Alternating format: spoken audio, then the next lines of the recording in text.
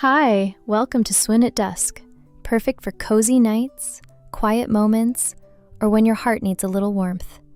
I am Brittany, and I hope you'll love tonight's story. Please don't forget to like, subscribe, and share your thoughts right after. The balcony across the street. For weeks, Camilla watched him.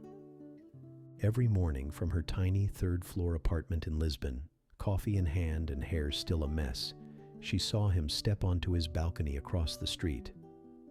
Always at 7:32 a.m., without fail. Shirtless, yawning, stretching like a slow ritual. He watered his plants. He fed the stray cat that had adopted him. Sometimes he danced a little to music she couldn't hear. She didn't know his name, but she knew his rhythm. It became part of her day, her favorite part, in fact. She started making up little stories about him. Artist, dancer, maybe a secret romantic. It was harmless, quiet curiosity, until the day he looked up and caught her watching. He didn't look away. He smiled. The next morning, there was a sticky note on his balcony door. Bom dia, vizinha. Good morning, neighbor. She laughed so loud she spilled her coffee. So she wrote back, held up a sign, Bom dia. And that's how it began. Over the next few days, they sent notes back and forth like teenagers. Favorite foods, childhood dreams, music recommendations. One morning, he held up a drawing, a quick sketch of her drinking coffee, hair wild and free. Her heart skipped. A week later, he left a flower in a jar on the edge of his railing. A red carnation. The next day, she set out a pastel de nata for him on hers. They still hadn't spoken aloud, but it didn't matter. The city faded. The world slowed.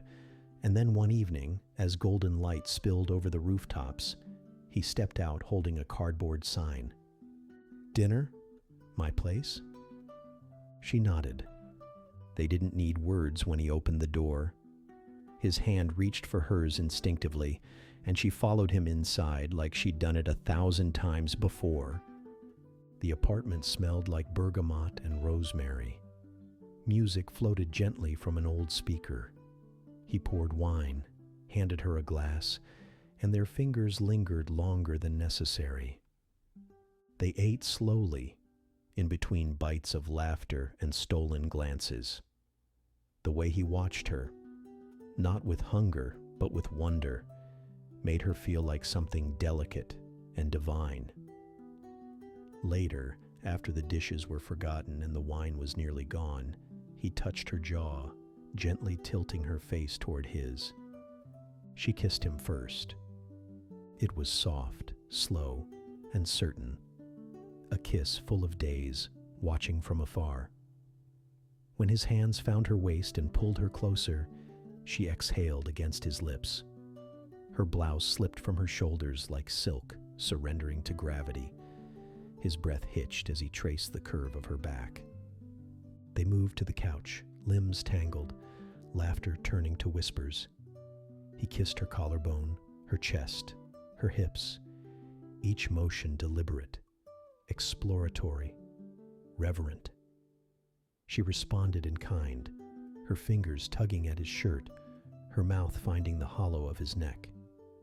They made love as if discovering language for the first time. Slow, messy, full of awe. Afterward, she lay with her head against his chest, his fingers lazily tracing circles on her shoulder.